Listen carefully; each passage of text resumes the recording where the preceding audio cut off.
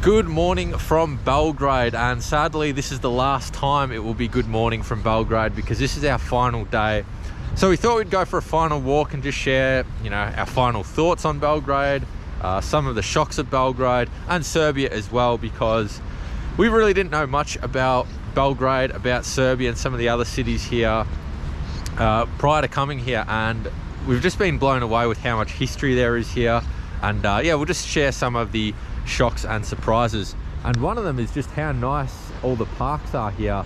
It's a very walkable city, and the city of statues as well, which is pretty interesting.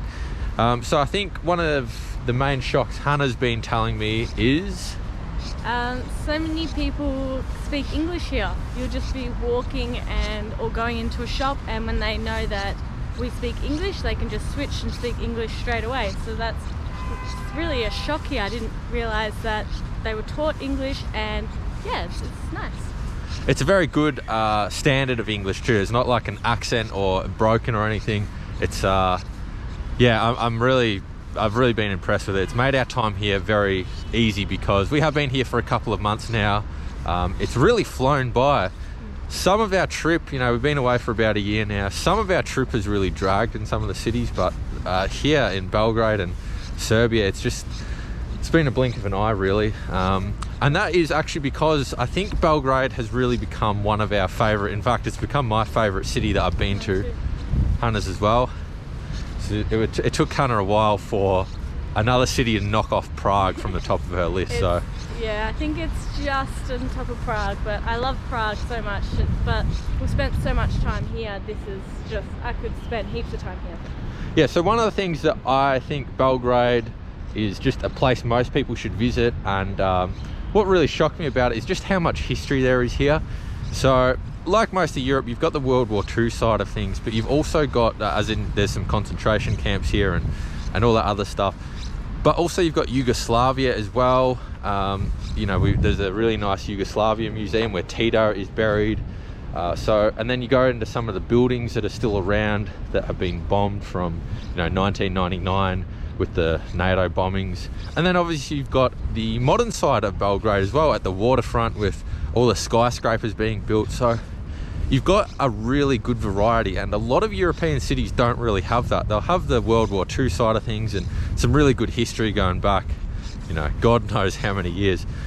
Even like at the Belgrade Fortress as well, which is probably the best place you can walk around in Belgrade. That goes back to not only the Ottoman Empire, but 2,000 years old some of that stuff is, which is just incredible. So Belgrade is a really fascinating city.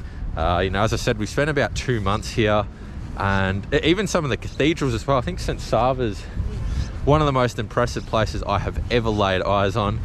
We are hoping to come back here in a couple of years for a couple of reasons. I think you can go up to the top of St. Sava's, which will be a really incredible view. They're just sort of finishing up the outsides now of St. Sava's. The waterfront will be complete as well. That's going to be really interesting because that'll just give Belgrade a whole new look, especially the skyline. Of course, you've got so many nice cathedrals, which has been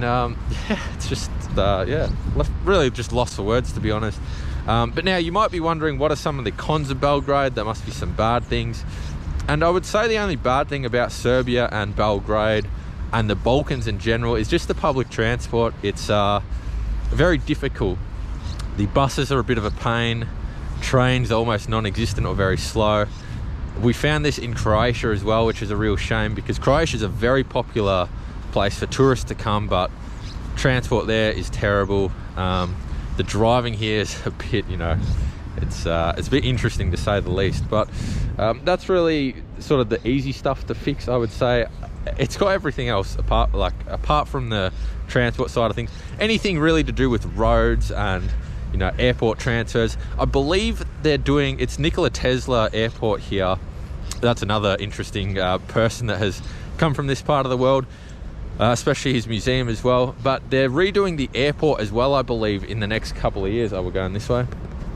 So I think once the airport's done, hopefully they'll stamp out all the sort of dodgy taxi scams that go on there as well, and some of the things that happen around the city, just in terms of little tourist scams and that, which is really easy stuff to fix. But everything else, Belgrade, the fundamentals of Belgrade, yeah, we're definitely going to come back here for a long period of time.